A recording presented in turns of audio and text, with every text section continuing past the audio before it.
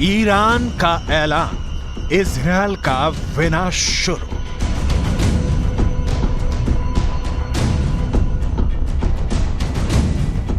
Gaza में भयंकर नरसंहार का बदला अब ईरान लेगा।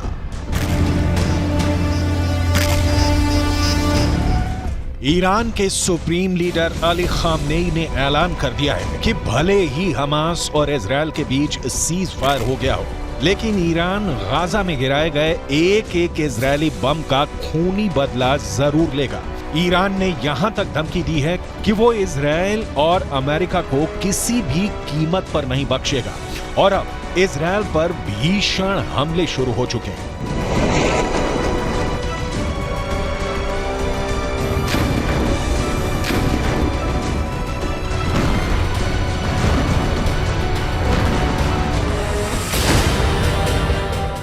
गाजा में एक एक बम का बदला लेगा ईरान।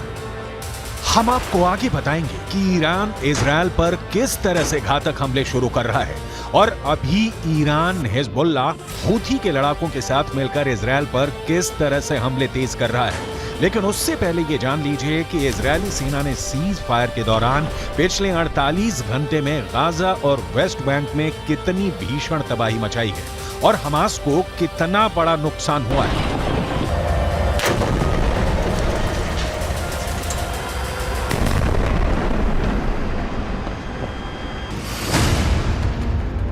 इजरायल सुरक्षा बलों यानी आईडीएफ ने दावा किया है कि पिछले 24 घंटे में हमास के नौसेना बल के कमांडर को उसने मार डाला है।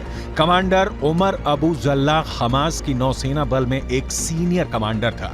कमांडर उमर अबू जल्लाह को इजरायली सेना ने हवाई हमले में मारा है।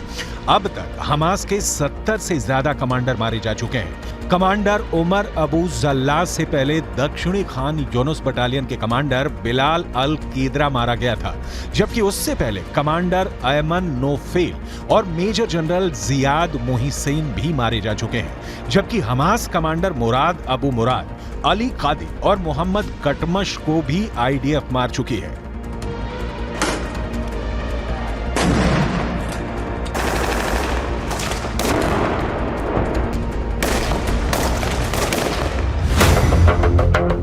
इजरायल को नहीं बचा पाएगा सीज फायर। अब सवाल उठता है कि आखिर इजरायल के सामने ऐसी क्या मजबूरी हुई कि उसे हमास के साथ 4 दिन का सीज फायर करना पड़ा। ईरानी सेना के दावों के मुताबिक गाजा सिटी में इजरायली सेना को भी भारी नुकसान हुआ है।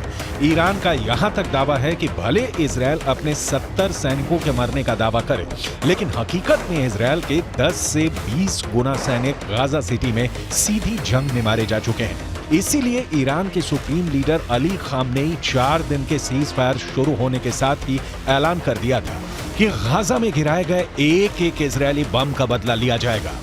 इसी को लेकर ईरान की राजधानी तेहरान में ईरान सैनिक और लड़ाकों ने जबरदस्त प्रदर्शन किया है, जिसमें इजरायल को नक्शे से मिटाने की कस्में खाई गई हैं।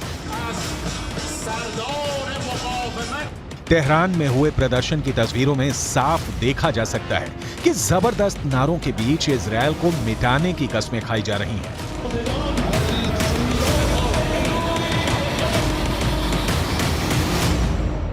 در نجات مردم فلسطین اقدام تعیین کننده‌ای را انجام دهد بر ناامیدی ملت‌ها از دولت‌ها و بی‌تابی آنها در دفاع از فلسطین افزوده می‌شود.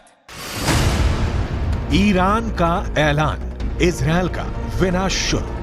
पश्चिमी मीडिया के मुताबिक नेतन्याहू के लाख चेतावनी देने के बावजूद ईरान बंकरों में छिपे अपने घातक हथियारों से इजरायल पर बड़े हमले की तैयारी कर चुका है। एक अनुमान के मुताबिक इजरायल पर हमला करने के लिए ईरान ने शाहिद सीरीज के आत्मघाती ड्रोन तैयार कर चुका है। इसके अलावा मुहाजिर 10, अराश 2 ड्रोन भी ईरान के बेहद घातक हथियार हैं, जो इजरायली शहरों को तबाह कर सकते हैं।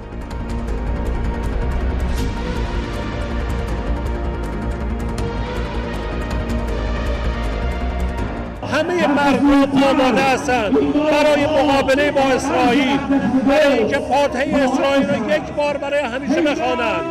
امیدواریم برایشون عبرتی باشه، دست از شرارت ها برداره.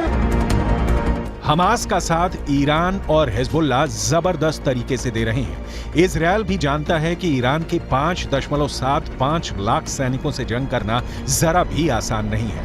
इजरायल के पास सिर्फ 1.73 लाख सैनिक है।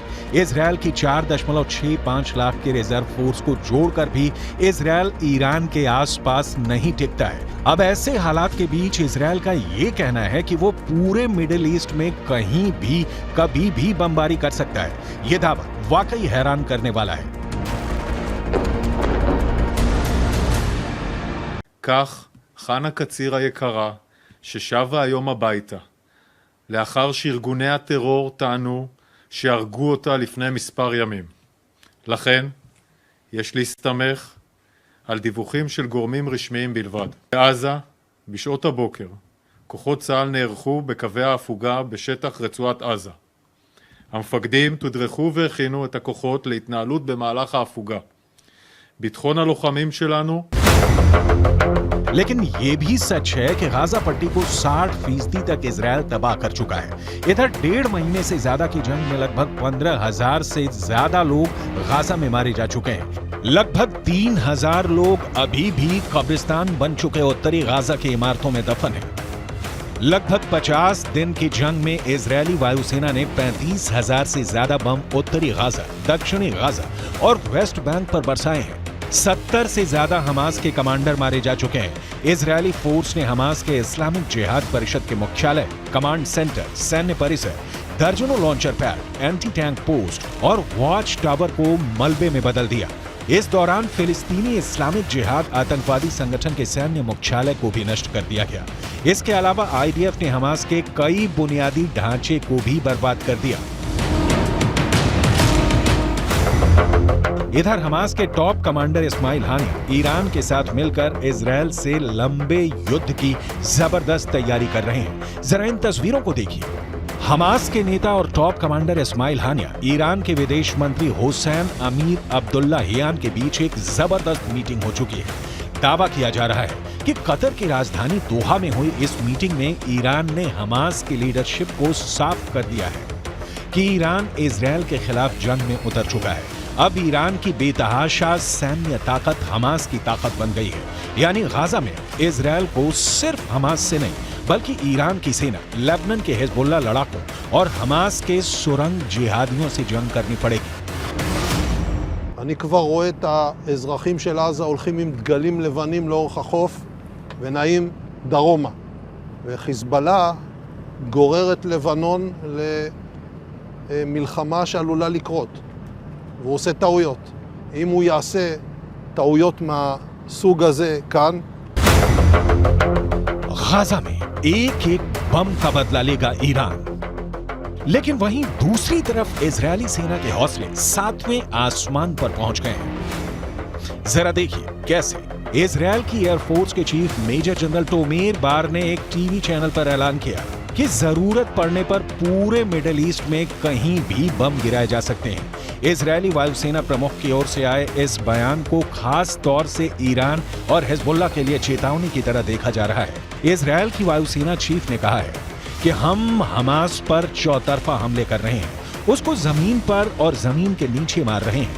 हमारे जवानों ने हजारों आतंकवादियों और उनके ठिकानों पर हमला किया है। हमने हमास को खत्म करने की कसम खाई है और हम उनको चुन चुन कर खत्म करेंगे। हमास के किसी भी ठिकाने और मददगार को नहीं छोड़ा जाएगा।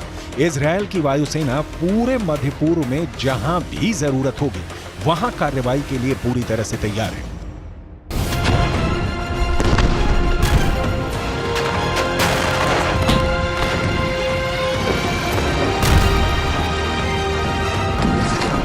אנחנו חודש כבר במלחמה, פוגעים מאוד מאוד קשה בחמאס, פוגעים בהנהגה של חמאס, פוגעים במפקדים, פוגעים במחבלים, הורסים לחמאס את התשתיות בעזה, ואנחנו גם כל הזמן במוכנות לאזורים אחרים. הבסיס הזה יודע להגיע. हमास की मौजूदा सैन्य क्षमता को देखें तो उसके पास ज्यादातर ईरान के दिए हथियार हैं। इजरायल पर मौजूदा हमले में फज्र 3 और फज्र 5 रॉकेट का इस्तेमाल किया जा रहा है। ये दोनों ही सतह से सतह पर मार करने वाली मिसाइलें हैं। इनमें से फज्र 3 43 किलोमीटर तक वार कर सकती है, जबकि फज्र 5 75 किलोमीटर तक तबाही मचाती है। ईरान से हमास को छोटी दूरी तक मार करने वाले रॉकेटों का जखीरा भी मिला है। इसके अलावा हमास हथगोलों और विस्फोटकों का जमकर इस्तेमाल कर रहा है। आरपीजी से सबसे ज्यादा हमले सुरंगों से हमास इजरायली सेना पर कर रहा है। विस्फोटक बेल्ट का भी इस्तेमाल हमास के लड़ाके आईडीएफ के खिलाफ जमकर कर रहे हैं, जबकि एंटी टैंक मिसाइलें हमास का अचूक हथियार इस वक्त साबित हो रही हैं। कुल मिलाकर ईरान गाजा में इजरायल से खूनी बदले लेना शुरू कर चुका है। अब देखना होगा इजरायल एक साथ हमास, हिजबुल्लाह और ईरान को हमले का जवाब कैसे देगा और सीज फायर के बाद ईरान इजरायल पर किस तरह के घातक हमले करेगा।